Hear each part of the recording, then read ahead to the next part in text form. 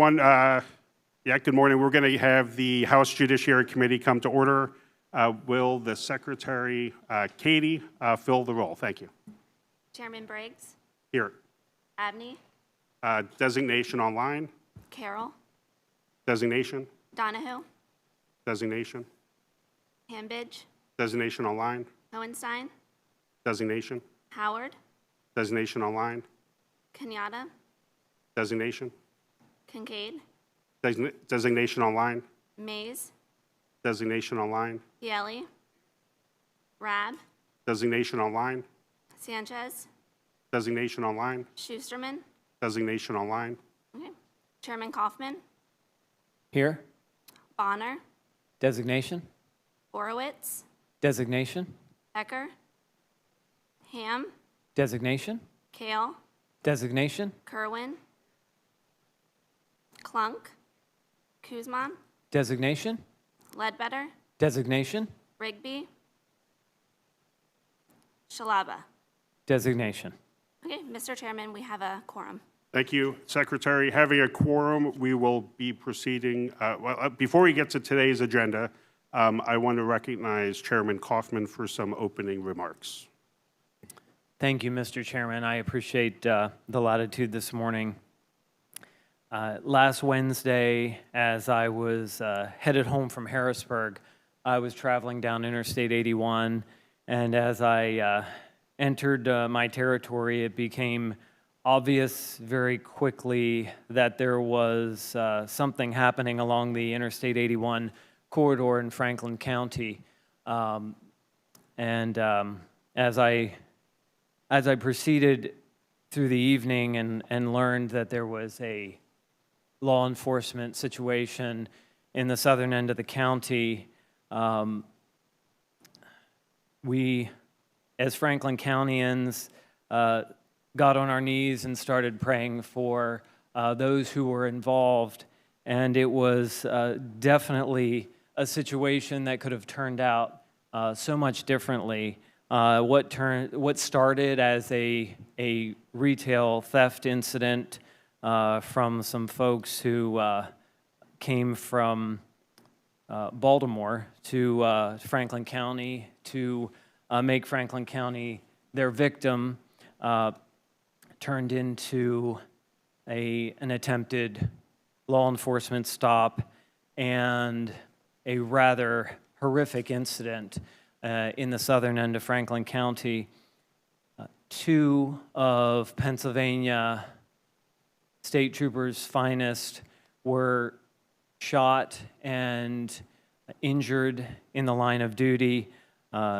Trooper Lucas Amorose and Trooper Thomas Pack sustained significant injuries in the line of duty as they were attempting to apprehend and keep our community safe.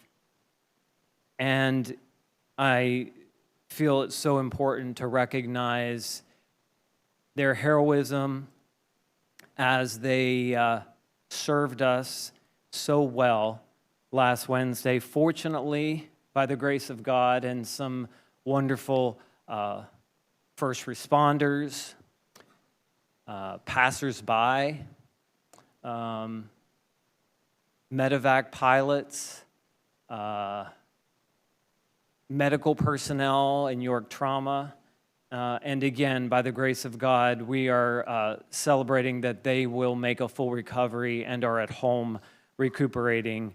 But it's important to recognize the men and women who are out there every single day from law enforcement to make certain that our communities are safe.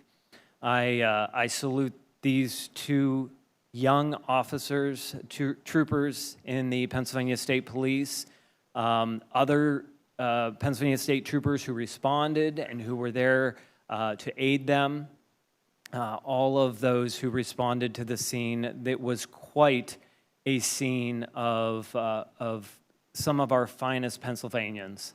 And so I thank you, Mr. Chairman, for allowing me this latitude and celebrate these young state troopers and for all they mean, and all of our state troopers and what they mean to this Commonwealth in keeping us and our families and our communities safe every single day. Thank you, Mr. Chairman. Of course, thank you, Chairman Kaufman, for sharing your reflections on last week. That definitely is a difficult time for the Commonwealth, specifically your community. Anytime our communities face something like that, it's important to recognize the heroes involved. So we are going to go a little bit out of order from what the agenda was posted. Just a reminder, there's a QR code.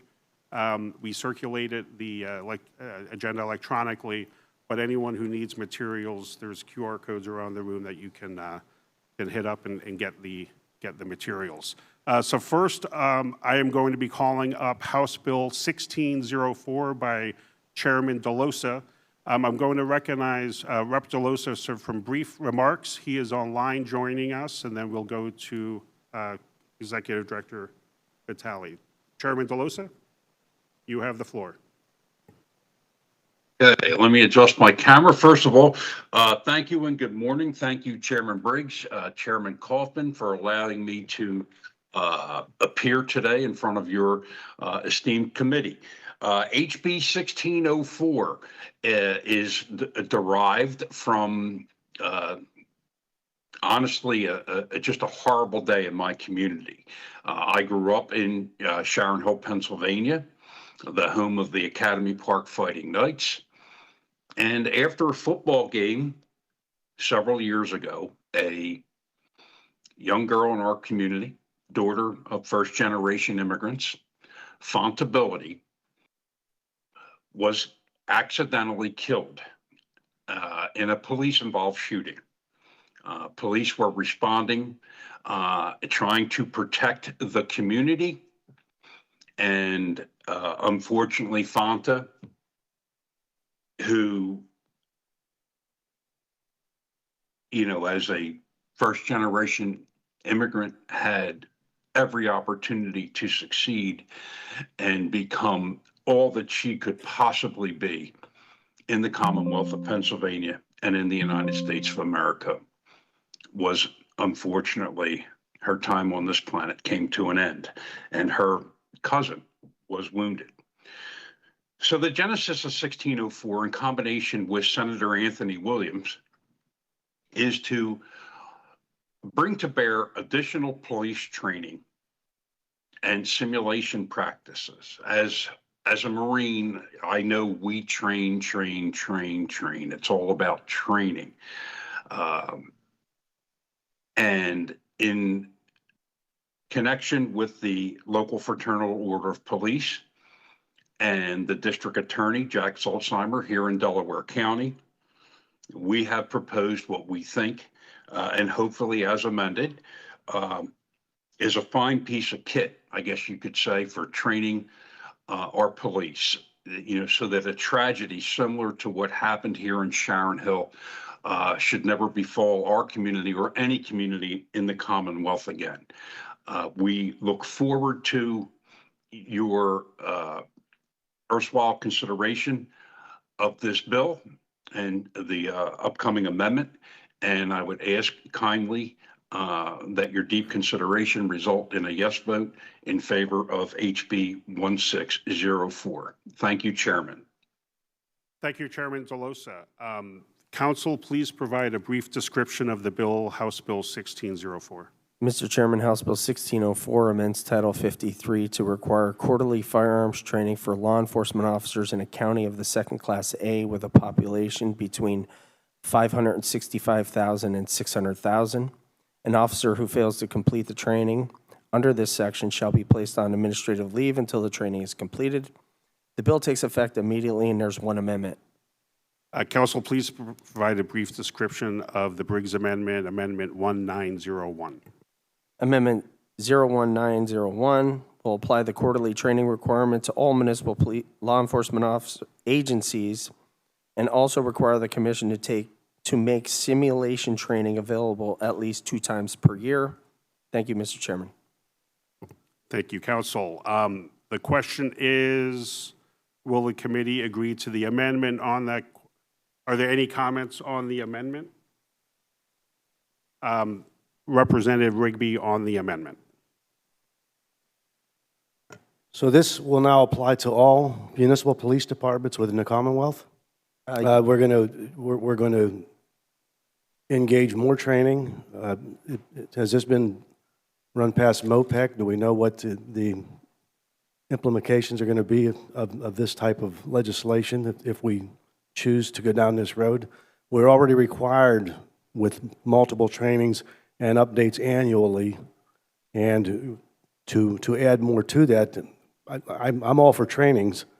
The questioning whether this needs to be legislative or if this maybe needs to be policy within the departments if they want to require more training of their officers, I think would be a better option than to mandate it. Mr. Chairman, yes, the amendment would require the training to be statewide, but not include the state police. And that would be run through MOPEC? Yes, Mr. Chairman. Thank you.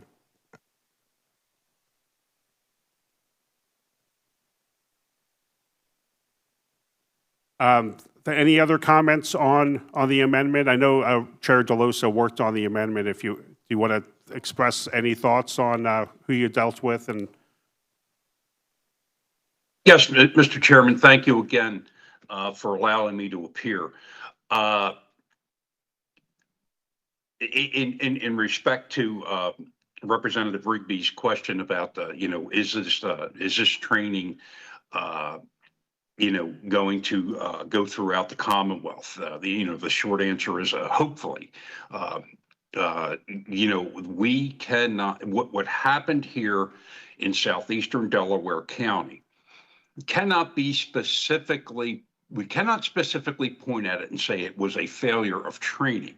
But what we can specifically point at is taking the situation and developing training around it that applies to all municipalities within the Commonwealth. Unfortunately, we need this simulation training. We cannot expect our men and women in blue to, in an attempt to protect the public, to have to suffer through having to make decisions that they haven't necessarily been trained for. And these could be life-ending decisions that they make. These are life-altering decisions that they make. In my district, we are minus one 8-year-old bright shining star. We are now minus 3 law enforcement officers that have to bear for the rest of their life a decision that may have been made differently if we had expressed through simulation training, that we may have expressed through greater firearms training, they may have not made that decision and would not have to live with these horrible scars, not to diminish the scars suffered by the entire community in Sharon Hill, Pennsylvania, and of course, the Billity family. So I would encourage a passage of the Briggs Amendment. I have solicited the Briggs Amendment. I have spoken to the Fraternal Order of Police here, Delaware County Lodge 27, have their full-throated support, as well as the full-throated support of our district attorney here in Delaware County, the Honorable Jack Stolzheimer. Thank you, Mr. Chairman. thank you, Chairman. Any other comments on the bill, on the amendment? We're on the amendment. So I encourage all the members to vote yes. I think the training is important. I think that currently it's once a year. We're doubling it and then doubling again. So 2 times in person, 2 times simulation with this amendment. And I do think it's very valuable. So all the Democrats, Katie, will be voting yes. And all Republicans will be in the negative, sir. So the amendment passes. The next question is, will the committee report the bill as amended? House Bill 1604 as amended. Are there any comments on the bill as amended?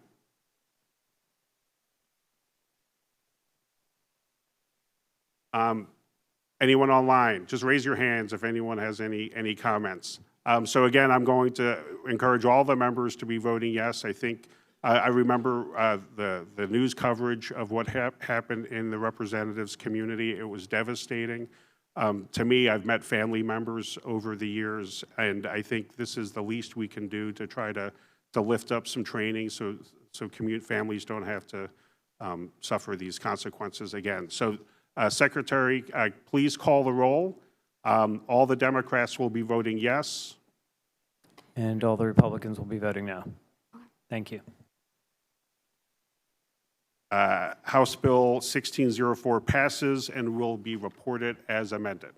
We good? Okay. Next on the agenda will be 1822. Council, please provide a brief description of the bill.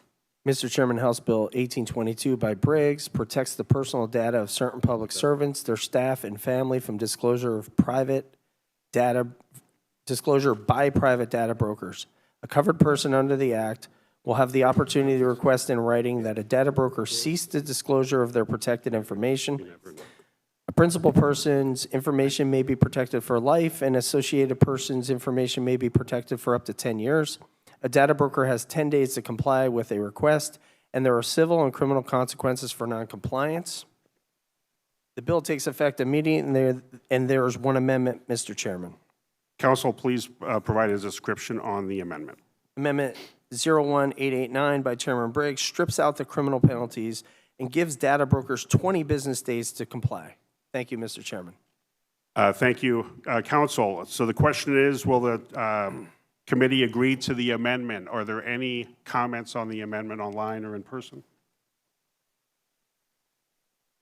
So I encourage all the members to vote yes on the amendment. I do understand there is a lot of interest of two topics, and we decided to keep the amendment as simple as possible to address the 10-day to 20 days and also the criminal charges. I heard a lot of concerns about that. But I'm hoping as this bill moves forward, we will continue to engage in conversations of additional amendments. But at this time, I'm just offering this one amendment. Any other comments on the amendment? Chairman Kaufman. Just very quickly, thank you, Mr. Chairman. There are a lot of concerns regarding the amendment in the bill. At this point, we'll be voting no, but I hope that those conversations regarding the bill and amendment continue, and maybe we can all get to yes. Thank you. Thank you. So all the Democrats on amendment 1889 will be voting yes. And all Republicans will be a no. And all the Republicans are voting no. I'm not taking offense. So the amendment passes. The question is, will the committee report the bill as amended? Are there any comments on the bill?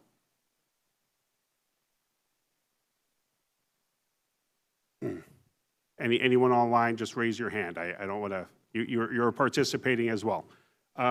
So this bill, I believe, is important. I introduced it. I've talked to a lot of folks. I tried to include the covered class as largely as possible. I do understand that is something that we'll have continued conversations on what is the appropriate class of folks to request their information, their home address, essentially is what I'm concerned about, from appearing on simple Google searches.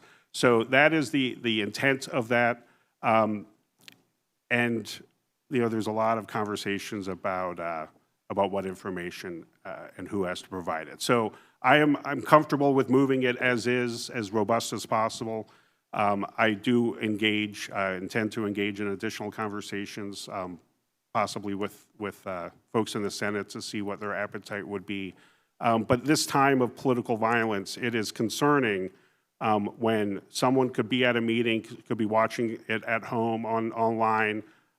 What we do professionally is definitely concerning when you can just simply Google someone, figure out their home address, and go to the house. I mean, my family's at home when I'm here, and it is definitely concerning.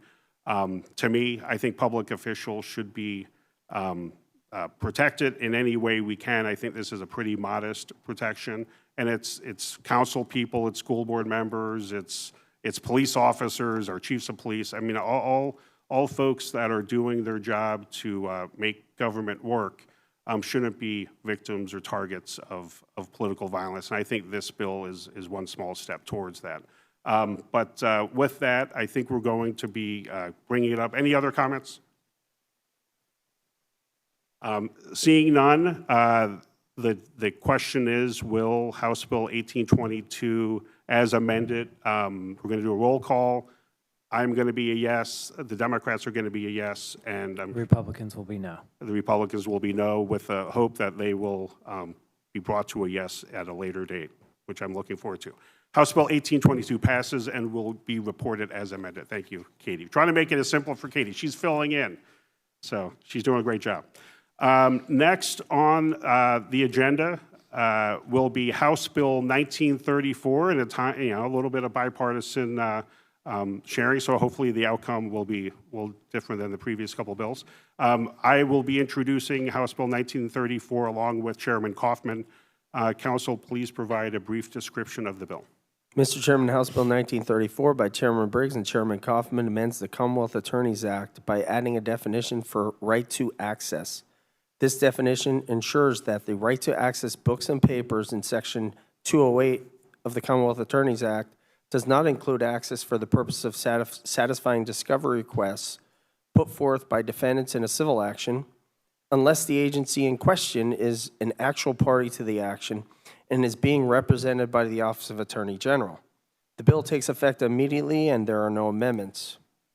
Thank you, Council. The question is, will the committee report the bill, House Bill 1934? Are there any comments on House Bill 1934?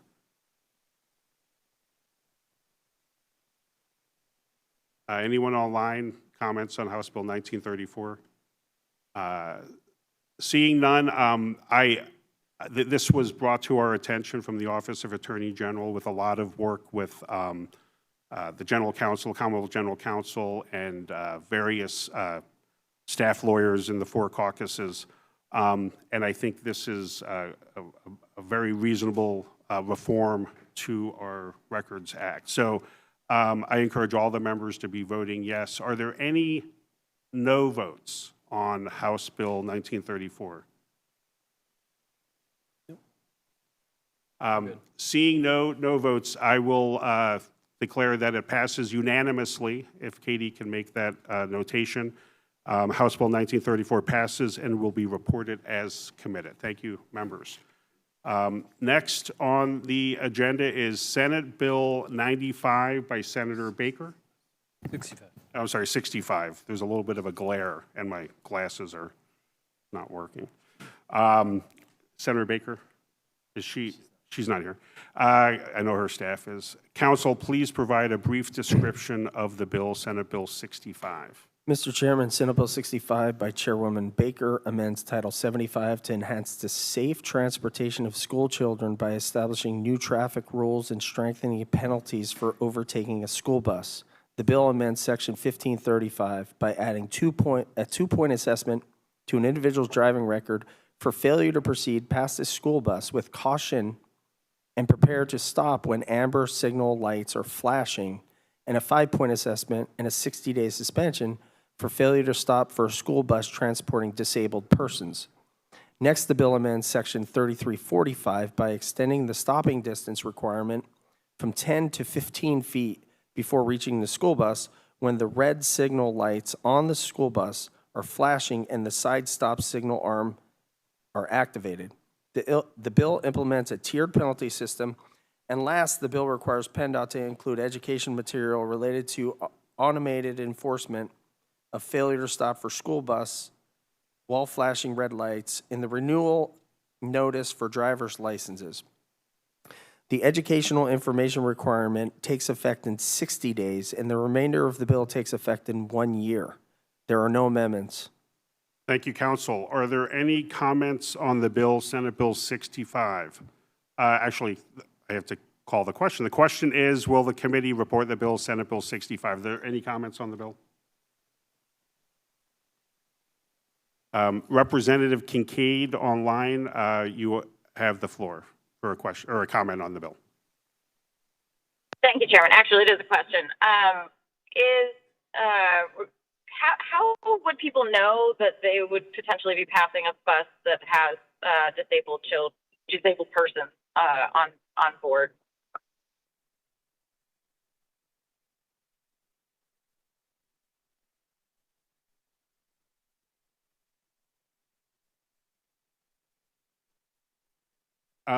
We actually have the benefit of having, we're just consulting with some folks. Mr. Chairman, it's a different type of bus.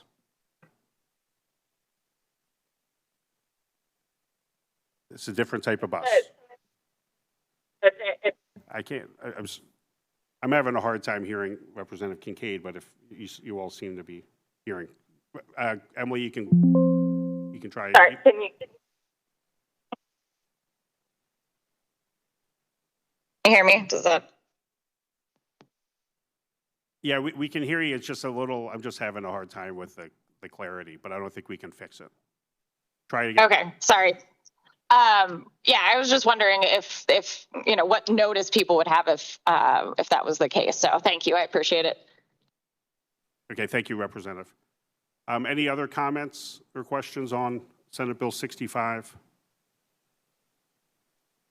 Are there any negative votes on Senate Bill 65? Seeing none, if the Secretary could report it as unanimous vote, and Senate Bill 65 passes and will be reported as committed. So we are going to transition to the next part of our agenda. And who knew, right? So October is Pit Bull Awareness Month. And I want to welcome Benny Baby to our meeting today. Is that right? Oh, Beanie. Okay. It was written Benny. But Beanie Baby, I apologize. You don't want to upset a pit bull. But it's awesome. She's awesome. I will be calling up an Isaacson bill, House Bill 608. Representative Isaacson is here with us. When she gets situated, she will be recognized for some brief remarks on the first of two bills, so you can just stay there. Representative Isaacson, you're in order. Thank you, Chairman Briggs, and thank you, Chairman Kaufman and members of the committee for your consideration of this bill that I'm bringing forward with regard to ear cropping, tail docking. These are things that go on for cosmetic reasons. There is no reason that an animal should be having to go through these procedures, but it is legal here in the United States. But it is legal by a licensed veterinarian and in the proper situations, such as in the veterinary care and with proper anesthesia and medical availability. And my bill would just bring some penalties to those that choose to do this to their animals on their premises and not have a licensed veterinarian doing this. I could get very graphic on how horrible this is, but everybody has an imagination, and we have our beautiful Beanie Baby here to show you how beautiful a pet can be when you don't crop their ears. So I really would appreciate an affirmative vote, and I'm happy to answer any questions, but thank you. Great, thank you, Representative. Council Vitale? Mr. Chairman, House Bill 608 increases the penalty for non-veterinary practitioners causing bodily injury to a dog by cropping its ears from a summary offense to a misdemeanor of the second degree for a first offense and a misdemeanor of the first degree for a second and subsequent offense. The bill takes effect in 60 days, and there are no amendments. The question is, will the committee report the bill? Are there any comments on the bill?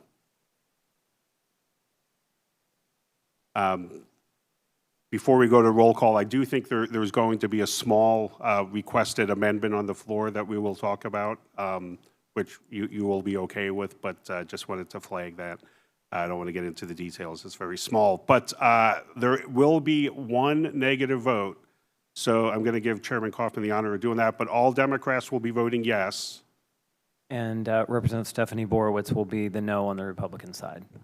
And all the Republicans will be voting yes as well, minus Representative Borowitz.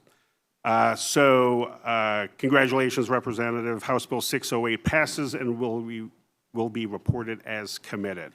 Next on the agenda is House Bill 679. I will 879. There's like a glare right there. 879. The chair will recognize Representative Isaacson for remarks on the bill. Well, thank you, and I appreciate your consideration of this bill also.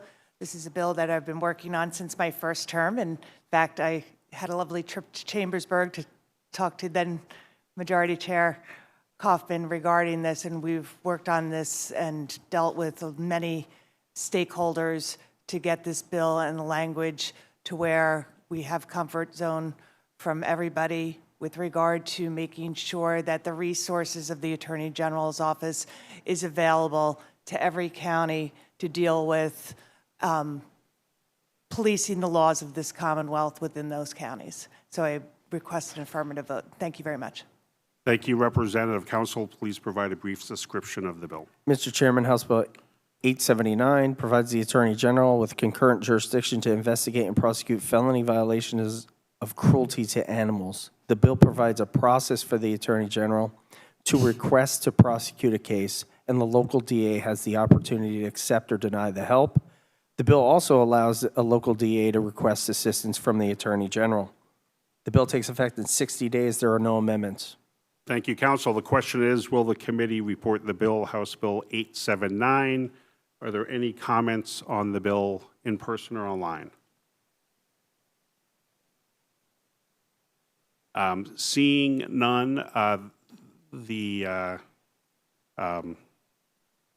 Secretary, if all the Democrats can be reported as yes votes, and Chairman Kaufman? And I believe I have one no vote with Representative Stephanie Borowitz. So House Bill 879 passes and will be reported as committed. I'm happy to assist you in moving your priorities forward, Representative, and good luck on the floor. Thank you for joining us. Next on the agenda is House Bill 1716 by Representative Hanbidge, who is online with us. I will recognize Representative Hanbidge for remarks on her bill, and then we will go to Council for description. Representative Hanbidge, you are in order. Thank you to the chairman, and I really want to thank the chairman for bringing about the animal protection portion of today's agenda. I always think about the fact that we see these laws evolve as we see science evolve and as we see our ability to better protect the animals around us evolving. I was a horse girl. I grew up just totally in love with horses and taking care of them. And I had a horse and I did everything in my power to baby him and give him treats and groom him and do all sorts of things. And as a kid, I would shave his whiskers, not knowing that I was effectively blinding him because horses use their whiskers in the dark to help them navigate the world around them.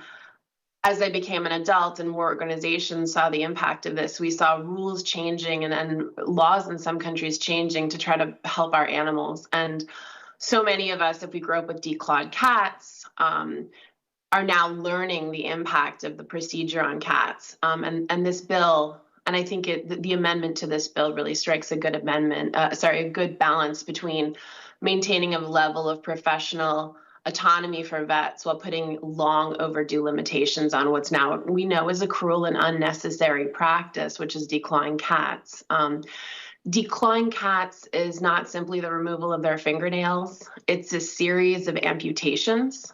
The procedure involves cutting through bone, tendon, and nerve tissue, removing the last bone of each toe. It's not a manicure. It's an irreversible surgical procedure that fundamentally alters the biomechanics of the cat's paw and body and can result in chronic pain, nerve damage, mobility issues, hypersensitivity, and some behavioral problems.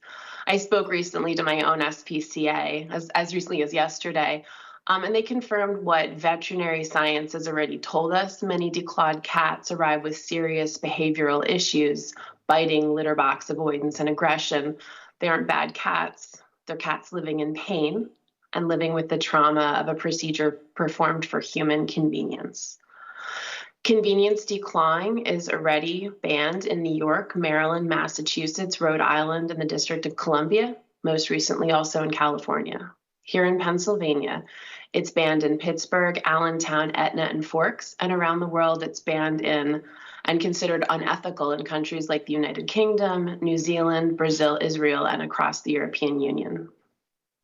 The momentum is clear that the veterinary practice is evolving. The American Veterinary Medical Association discourages decline, emphasizing alternatives. Leading organizations like Feline Veterinary Medical Association, the Canadian Veterinary Medical Association, the American Animal Hospital Association, and the Humane Veterinary Medical Association all oppose non-therapeutic decline. Major corporate vet hospital chains like Banfield, VCA, Blue Pearl don't even offer it, and a number of vet schools aren't even teaching students how to do it. This bill doesn't only protect animals, it also supports the veterinary profession. Over the course of developing this legislation, I've heard from numerous young vets who do not want to perform the procedure, many believing that it's cruel. And some are required to do it because of the practices they're working for. This is a moral conflict that contributes to burnout in this field that's already overstretched. And when we're trying to retain veterinary professionals, we should be listening to them and not forcing them to choose between their ethics and their employment. Some may argue that this bill threatens as a source of revenue for vets, but we must also be honest about what kind of revenue we're defending. When an industry relies on practices that cause harm, it's our duty to step in and protect those who cannot speak for themselves. Veterinary medicine exists to heal, not to harm animals for human convenience. In 2023, a poll commissioned by Humane World for Animals found that 22% of cats in the US are declawed. Unfortunately, that number has not changed very much in the past 2 decades, but the science has, the ethics have, the profession has changed, and we need to make more people aware of the impact declawing has on cats and available alternatives. We know better, so now we must do better. So I'm hoping that we can stand on the side of compassion, science, and progress and ban non-therapeutic declawing in this Commonwealth. So thank you. Thank you very much, Representative Hanbidge. Council, please provide a brief description of the bill. Mr. Chairman, House Bill 1716 amends Title 18 to prohibit the declawing of cats unless the procedure is deemed necessary for therapeutic purposes by a licensed doctor of veterinary medicine. The bill takes effect in 60 days, and there is one amendment. Council, please provide a brief description of the amendment, Amendment 01827. Amendment 01827 by Chairman Briggs is a gut and replace amendment that makes it unlawful to declaw a cat and provides non-compliance discipline to be in accordance with the Veterinary Medicine Practices Act. Thank you, Council. Will the committee agree to the amendment? Are there any comments on the amendment? Chairman Kaufman, you are in order on the amendment. Thank you, Mr. Chairman. I do appreciate the intent of the legislation and the amendment. I am concerned that we are getting into the veterinary practice. We are attempting to criminalize the Veterinary Medicine Practice Act. That's concerning to me. So as not to have to speak again, I also am concerned that a bill such as this would increase the feral cat population, the population of cats at the animal shelter, and the euthanization of cats. I do believe it's well-intentioned, but I think there are significant ramifications that are not being considered, and therefore I'll be opposing the amendment and the bill. Thank you. Thank you. Any comments on the bill or the chairman's comment? I shouldn't say that. Any other comments? Just the consistency is interesting. But I'm going to be voting yes. I want to thank Representative Hanbidge on the work towards this amendment to find that right balance. All the Democrats, we're going to go to roll call. All the Democrats, was that? On the amendment, I'm sorry. This is on the amendment A01827. All the Democrats will be voting yes on the amendment. And all the Republicans will be no's. Great. So now we are in position to consider the bill as amended. Question recurs, will the committee report the bill as amendment? Are there any comments on the bill as amended? Chairman Kaufman spoke on the bill already. Any additional comments? Any closing thoughts, Representative Hanbridge? Seeing none, we are going to go to a vote. The Secretary, all the Democrats will be voting yes on the bill as amended. And all the Republicans will be in the negative. Thank you. House Bill 1716 passes and will be reported as amended. Thank you and congratulations, Representative Hanbridge. Moving along, it actually says moving right along. That's a great script. That's good. Moving right along, the chair calls up House Bill 1932 by Representative Klunk, member of the committee. Representative Klunk is here with us in person. Representative, I will recognize you for brief remarks on the bill before we go to council. Representative Klunk, you're in order. Thank you, Chairman Briggs, and I want to thank you and your staff for working with a bipartisan group of lawmakers to put forward this bill. The next bill that I have also with Representative Schusterman and a bill with Representative Sappy, our local community was rocked in 2024 when a school bus of horrors arrived at our doorstep in Adams County, just right over the line from my district. And, you know, in recent years, we've heard some deeply disturbing cases of animal cruelty and sexual abuse here in Pennsylvania, and the Adams County case is one of them. It really, truly shocks the public conscience and has really exposed some of our gaps in our criminal statutes. And that is why we are bringing forward House Bill 1932. The case in Adams County involved a couple from Georgia where they were charged with over 200 counts of aggravated animal cruelty and neglect after investigators rescued dozens of animals from that disabled school bus in Adams County. There were 30 birds, ducks, chickens, turkeys, 3 German shepherds, an Australian shepherd, 1 bull, and 1 pony. According to the police report, one of the defendants encouraged other individuals to watch him engage in sexual intercourse with the animals, including a pony and a bull, in exchange for money. The police report further noted that this defendant videotaped himself having sex with animals and showed the footage to children. And perhaps unsurprisingly, the defendant's criminal history revealed a disturbing pattern of conduct, including prior charges of animal abuse in New York and in West Virginia. And notably, the West Virginia case also involved an allegation of distributing obscene materials to a minor. It is clear that these types of crimes against animals can lead to also violence against our loved ones or humans. Where you see violence among animals, you see violence among children, among loved ones in a family. And that is exactly what happened in Adams County. We hope that we can provide additional tools to our law enforcement to prosecute these crimes while also providing for exemptions for our agricultural community and striking that balance.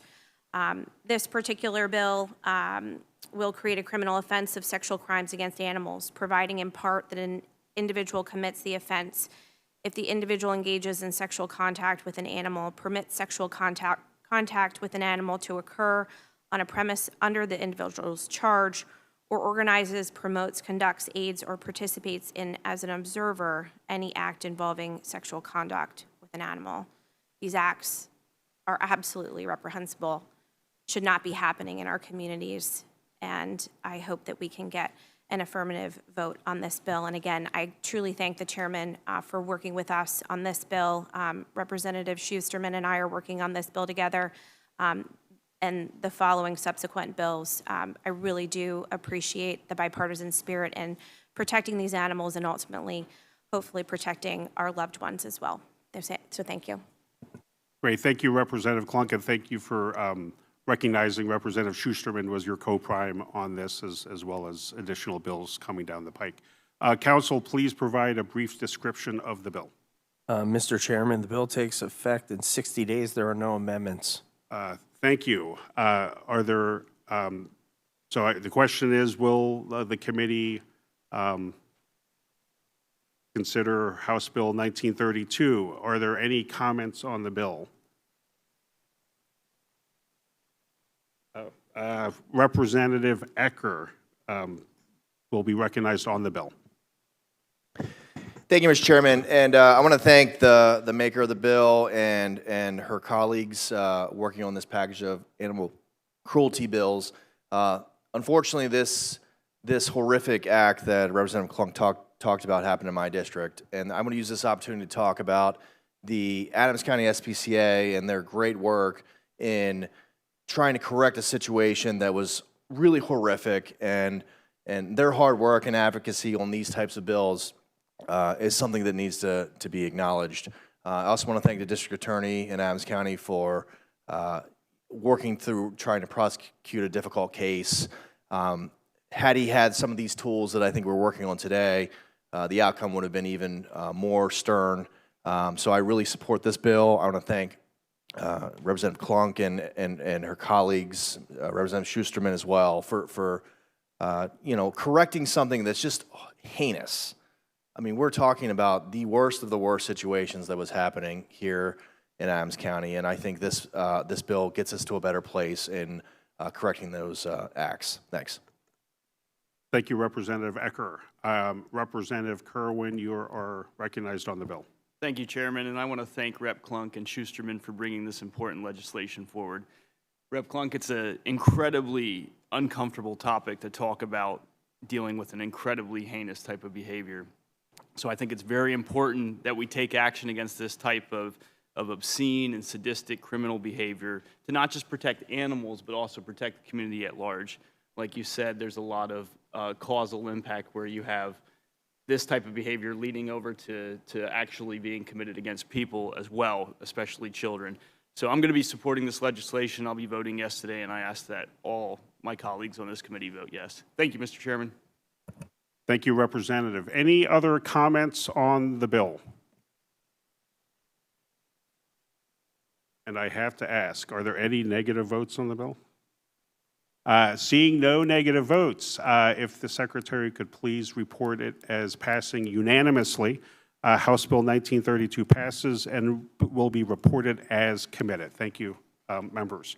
Next on the agenda, I'm going to skip the SAPI bill for a couple more minutes. We are going to turn to House Bill 1938 by Representative Schusterman and Klunk. I will be recognizing Representative Schusterman, and if Representative Klunk was to add anything, she can.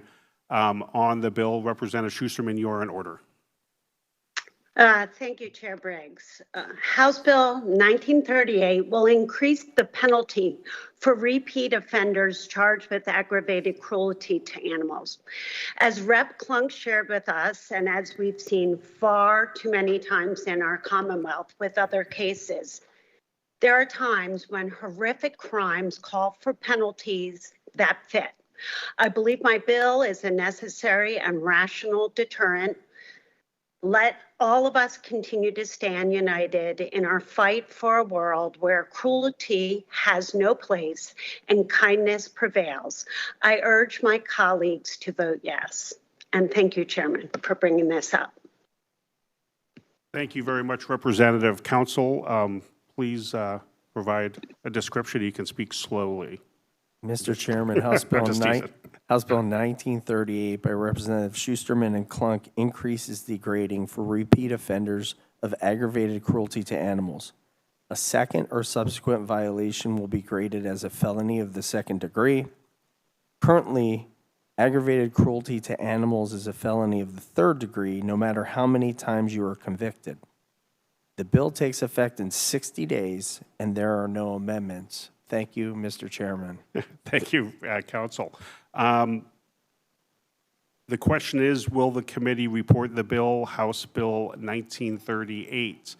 Or is there any comments on House Bill 1938? This is part of the bipartisan package that Representative Klunk talked about, and does make it a little bit easier when they start out in a good collaborative way. So I want to thank you for orchestrating it. Are there any negative votes on House Bill 1938? I'm aware of one negative vote by Representative Stephanie Borowitz. So all the Democrats will be voting yes on House Bill 1938, and all the Republicans will be voting yes minus Representative Stephanie Borowitz. Representative Stephanie Borowitz will be voting no on animal cruelty. Congratulations, the House Bill 1938 passes and will be reported as committed. Congratulations, Representative Schusterman. The final bill on our agenda is House Bill 1933, introduced by both Representative Sappi and Representative Klunk as co-primes. Representative Sappi has joined us online, and I recognize her to make some opening comments on the bill. Representative, you are in order. Thank you so much, Chairman, and thanks to the members of the committee. I appreciate this opportunity to talk to you. Obviously, we're experiencing a rather significant mental health issue in Pennsylvania and across our country. And with that, we're seeing an increase in the number of animal cruelty cases being reported. And we have a way to address this by ensuring that people who've had a history of animal cruelty don't get another shot at it. And so, I mean, I can let the executive director go into any specifics of the bill here, but we really have a duty, I believe, to protect the most vulnerable. And in my view, that's always our children and our animals. So thank you so much for this opportunity, and happy to take any questions. Sorry. Thank you, Representative Sappi. Council, please provide a description of the bill. Chairman Kaufman is talking like he always does. I'm sorry. Mr. Chairman, House Bill 1933 by Representative Sappi and Klunk requires vets, vet assistants, and duly incorporated nonprofit societies or associations whose purpose it is to protect animals to report suspected instances of aggravated animal cruelty to law enforcement. The bill lays out what should be in the report and provides mandated reporters under this subsection acting in good faith with immunity from civil and criminal liability. The bill takes effect in 60 days, and there's one amendment. Council, please provide a brief description of Amendment A01893.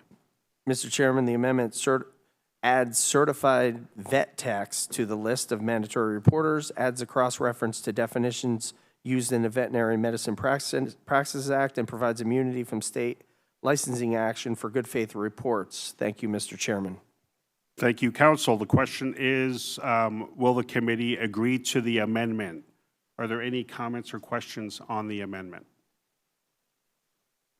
We're going to go to a vote on the amendment, A01893. All the Democrats will be voting yes, and Chairman Kaufman? Representative Stephanie Borowitz will be a no.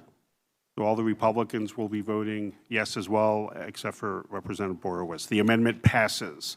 The question recurs, will the committee report the bill as amended? Is there any comments on the bill as amended? Representative Klunk, you're in order on the bill as amended.